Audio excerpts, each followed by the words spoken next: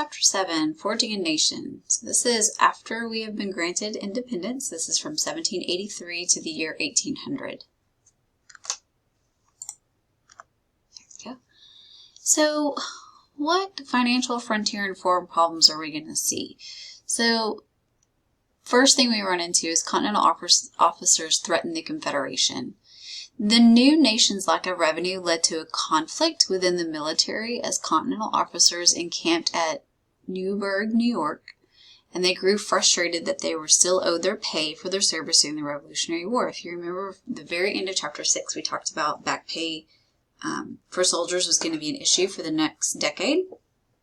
So here we are.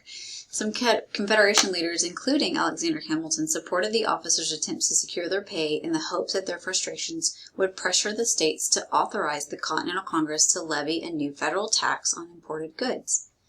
Some officers took the support as a cue to threaten a military takeover for the new government, but General George Washington stepped in and convinced the officers to wait for the civilian government to prove itself and help to persuade congressional leaders to promise a solution within 5 years.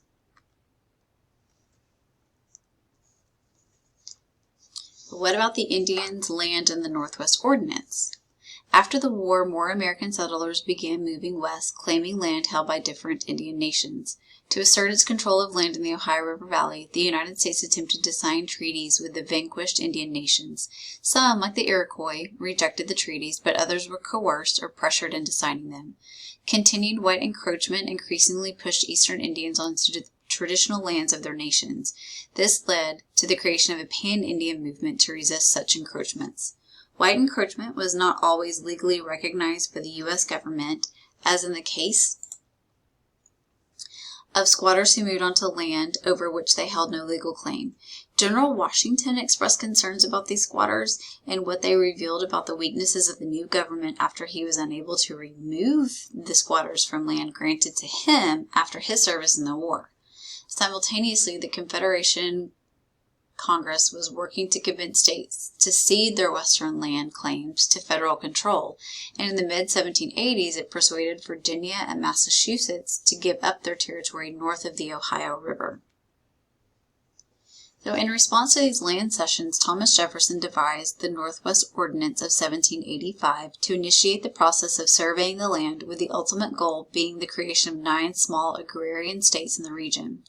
Continued population growth in the Northwest Territory forced the Congress to modify the ordinance in 1787 to clarify the process by which territories could become states. The Northwest Ordinance of 1787 also dealt with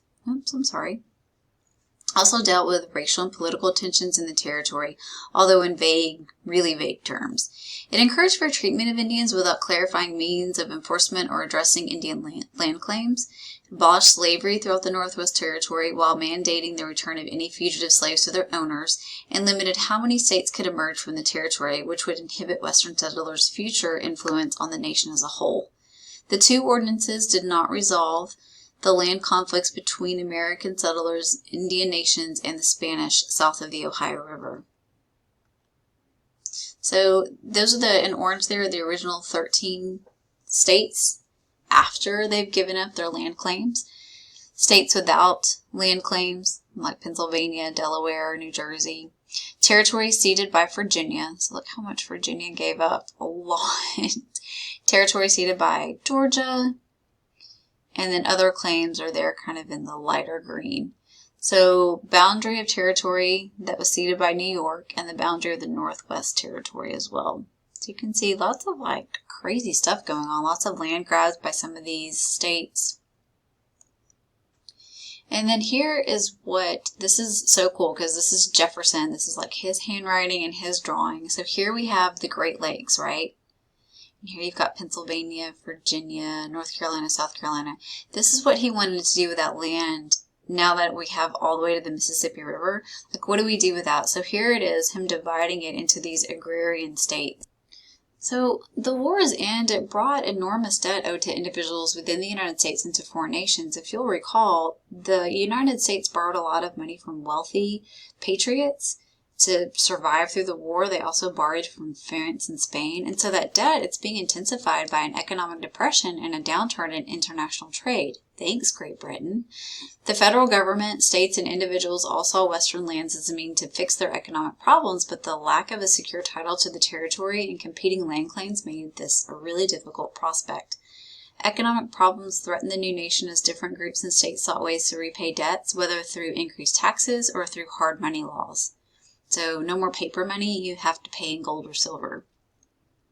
Difficulties with Spain and Great Britain exacerbated the economic problems, and both nations limited U.S. trade and conspired with American settlers out west in thinly veiled attempts to threaten U.S. sovereignty. So,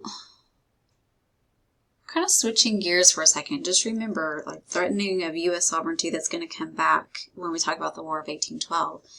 But we're going to try to begin separating church and state. Remember, in early colonial times, if you were not a member of the church, you usually didn't have any voting rights. So now we're going to begin seeing a separation between those two. And we start with Virginia's Statute of Religious Freedom, and that was passed in 1786, and it really set the standard for ending government support of churches through taxes. While religious toleration was still limited on the whole, religious diversity flourished in the new nation, which limited the influence of any one denomination. If you'll recall back, when the colonists were first starting to settle, if you were Catholic and you were from a Catholic nation, great. But what if you were Catholic and from a Protestant nation? You're probably going to be persecuted, right? So you're leaving and fleeing to come to the colonies. So we do see, like, depending on what the king or queen's belief was at the time, the whole nation had to fall under that same rule. So we don't see any influence of one denomination in America. Free blacks sought to increase their role in church governance, and in 1794, Richard Allen, a former slave who became a preacher, founded the first African-American church in the United States, which led to the first independent black denomination, the African Methodist Episcopal Church. Northern populations of free blacks increased after the Revolutionary War, and northern states passed gradual emancipation laws. The ideals of the Revolution led many northern states to pass gradual emancipation and abolition laws. These laws served to confine slavery to the South, which simultaneously moved to tighten slavery laws and ideas of emancipation. As free black populations grew in the North, African Americans worked to create communities and ties, especially in large seaport cities. The Society of Friends, or Quakers, continued to voice opposition to slavery and encourage members to free their slaves. What about women, though? So the Revolution made many women reconsider their roles in society and in the nation, although their responses varied according to their backgrounds. Abigail Adams summed up the feelings of many elite women when she argued that women deserved a voice in the new government, but only New Jersey allowed women to vote in the years following the Revolution. Many people, men and women, argue that women should use their influence over their husbands and sons as a way to shape political ideas and relations. In his book, Essay on Female Education, Benjamin Rush argued that women needed to have an enhanced domestic role in this regard, and he suggested providing women with a better education. Judith Murray opposed these ideas of gendered education, noting that they limited women intellectually and forced them into a confined role in society. While women's education increased during this time, most women received the type of education that Rush, not Murray, endorsed. Overall, women's rights were still limited in areas such as economic independence, voting, and marriage. The rights of African American and Indian women were even more limited within their own communities, as well as the United States as a whole. Anglo-American ideas about gender roles limited the economic and political independence of minority women as well. But we are going to see some changes happening for men. Changing ideas of voting eligibility allowed men with little or no property to have a voice in the government as the electorate expanded in the 1780s. Voting rights, however, did not secure poor farmers and debtors enough influence to protect their economic interests, as state governments in the mid-1780s routinely sided with wealthier citizens. Even wealthy Americans, though, saw the limits and weaknesses of the Confederation as U.S. sovereignty was challenged by Great Britain and Spain, continued conflict with Indians, and struggles with squatters. In 1786, the weaknesses of the central government were highlighted by Shays' Rebellion, an armed uprising in which western Massachusetts farmers protested their indebtedness and lack of political power. So members of the nation's elite class met in Philadelphia to discuss restructuring the U.S. government. Knowing their economic and political influence might be interpreted as threatening to others, they elected to meet in secret. Most convention delegates agreed that the articles needed revision, but a group of Federalists worked to convince the entire group that they needed to reframe the government in ways that would strengthen the federal government. The Virginia Plan was the first proposal in this regard, but its specific provisions did not appeal to the majority of delegates. The issue of representation in the new federal legislature divided small states and large states in the debate over the Virginia Plan, which gave more power to larger states. A delegate from New Jersey proposed an alternate plan in which each state, regardless of population, would have equal representation. A special committee proposed a compromise, a bicameral legislature with representation in the House of Representatives based on population, which would make the big states happy, and with each state having equal representation in the Senate. This arrangement would balance the powers of the two congressional houses. The final compromise included the provision that each slave in a state would be counted as 3/5 of a person for the purposes of determining the state's representation in the House, known as the 3/5 Compromise. At the same time that the Confederation Congress was outlawing slavery in the Northwest Territory, delegates of the Philadelphia Convention agreed to recognize Southern states' demands that slavery be protected in the Constitution, and Northern delegates proposed that the 3/5 formula also be used in assessing taxation. The convention established a stronger central government than the Articles of Confederation had allowed and laid out some of the basic powers of Congress within the new system. The convention also defined the electorate, and the influence of voters, providing for the indirect election of the president through an electoral college, for example, and it established the federal judicial system. In September 1787, the delegates approved the Constitution and sent it to the states for ratification, stipulating that only 9 states, or 2/3, needed to ratify the document. Well, how are we going to get that ratification? How are we going to get everyone to agree that that's the best option? So copies of the Constitution were sent to state legislators and were circulated to the public in newspapers and broadsides, and differing opinions were soon voiced over its merits. The Federalists, who hailed mainly from urban and commercial backgrounds, were in favor of ratifying the Constitution. On the flip side, the Anti-Federalists, who were typically more rural and less wealthy, opposed its ratification. In a series of newspaper editorials that were eventually published collectively as the Federalist Papers, James Madison, John Jay, and Alexander Hamilton extolled the merits of a strong central government that would still protect minority rights. These authors and their arguments shaped the new government in the years following ratification. Anti-Federalists argued that a powerful central government led by wealthy merchants and planters would result in minority views and concerns, especially those of the poorer classes, being eclipsed by those of the upper class, and they insisted on the inclusion of a Bill of Rights.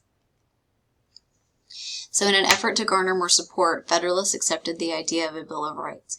While early ratification by some states encouraged the Federalists, debates continued elsewhere, including Massachusetts, where Federalists drafted a Bill of Rights to win over their opponents. By June 1788, the Federalists had enough support to pass the Constitution.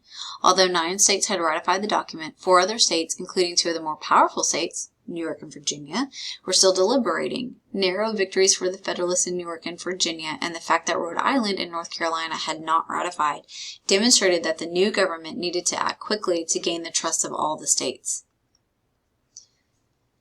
So the Electoral College decided unanimously that George Washington should serve as the nation's first president, and he and his vice president, John Adams, took office on April 30th, 1789.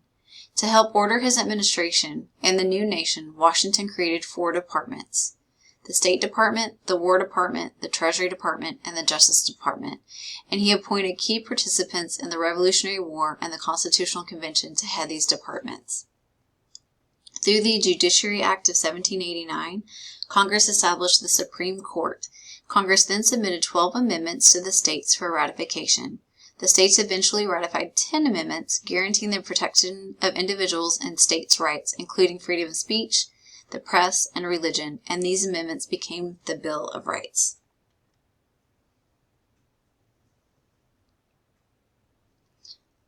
What about getting us out of debt, though? How are they going to do that? So the new Secretary of Treasury, Alexander Hamilton, worked to strengthen the United States by stabilizing its economy. Hamilton's plan to fix the nation's economy centered on funding the national debt at face value and having the federal government assume states' debts. Controversy erupted over the funding portion of the plan, as it would benefit speculators who had bought security bonds for a fraction of their value from creditors who needed the money. But Hamilton's plan ultimately triumphed. States such as Virginia that had already paid their debts criticized the assumption of states' debts. As a compromise, Hamilton agreed to reimburse those states for the money they had already expended and to move the nation's capital to a more central location along the Potomac. Here's Federal Hall for you.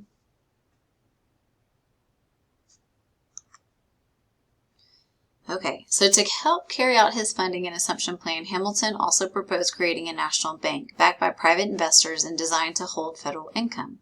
Opponents of the bank, such as Thomas Jefferson and James Madison, argued that there was no constitutional backing for it, but Hamilton countered that the establishment of a federal bank was an implied power, and Hamilton again triumphed when Congress chartered the bank for a 20-year period.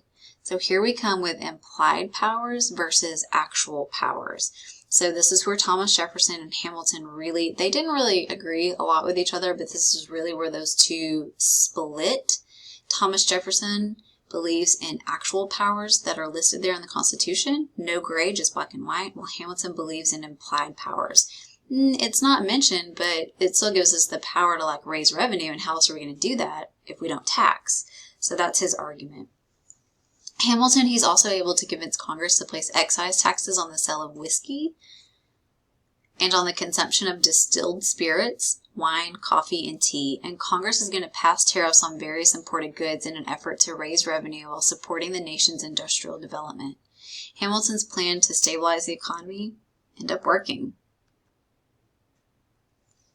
But we're going to go into some years of crisis in the 1790s.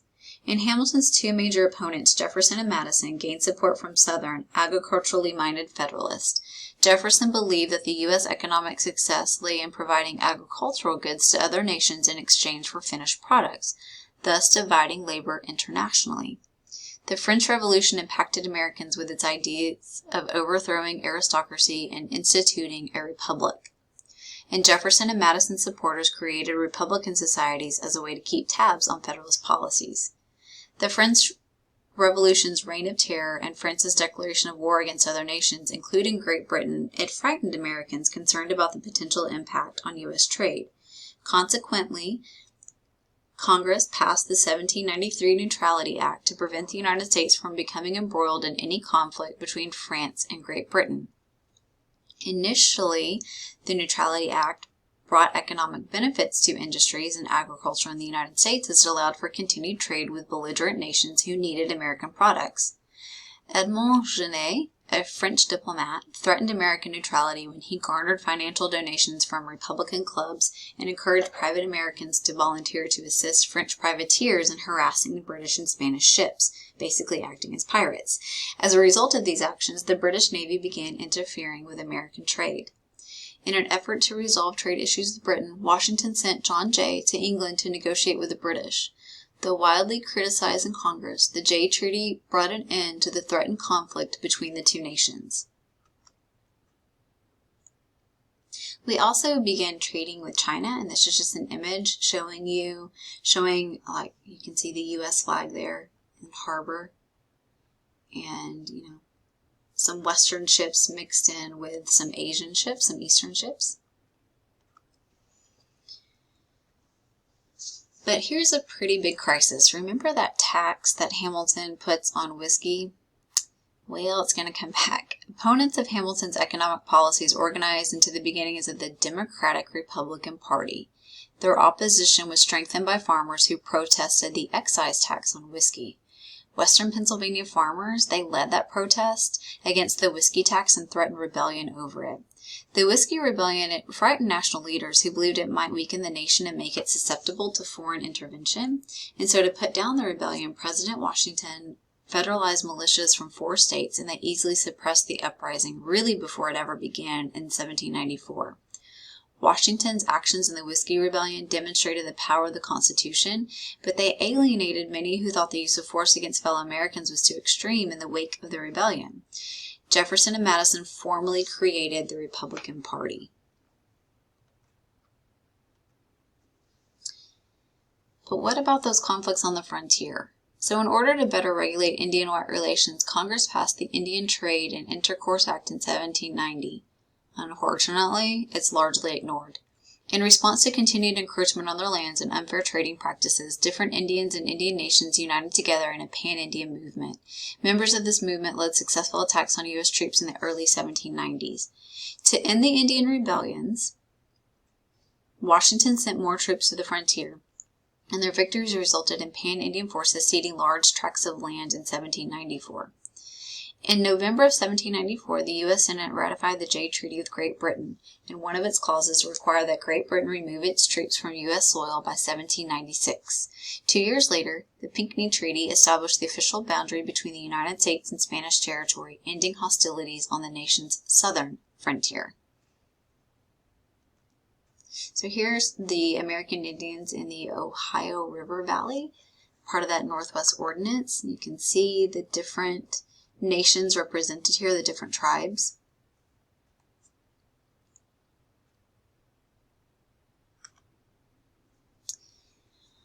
So George Washington serves for 2 terms. Right? He serves 8 years, and then he steps down. And he was kind of setting a principle, a standard. He stepped down because he didn't want the position to be lifelong.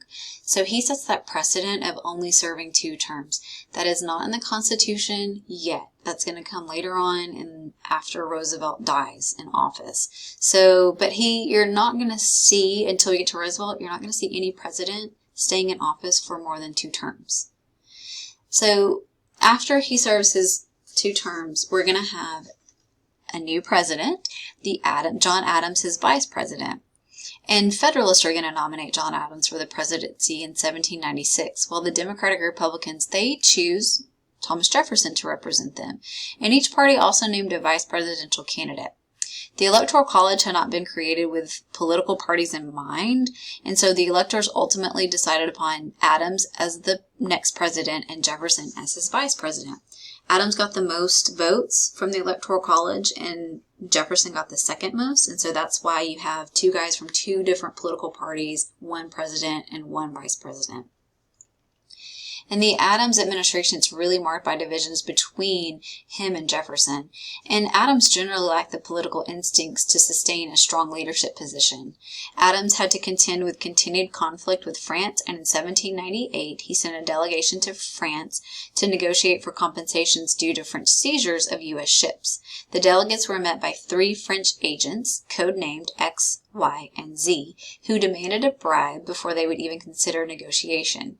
Adams publicized the outrageous demands of these 3 agents, and the XYZ affair resulted in a U.S. embargo on trade with France and an undeclared war, a quasi-war, that lasted 2 years.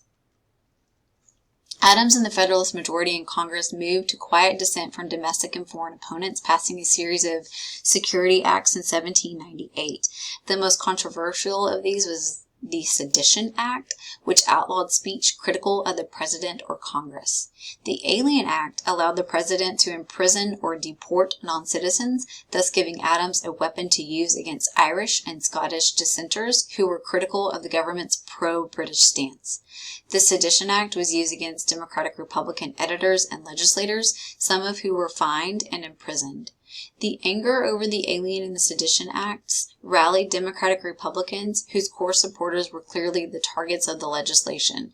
Consequently, Jefferson and Madison authored resolutions in the Virginia and Kentucky legislatures that nullified the acts, with the Virginia resolutions asserting the right of the individual states to nullify a federal law within their own borders.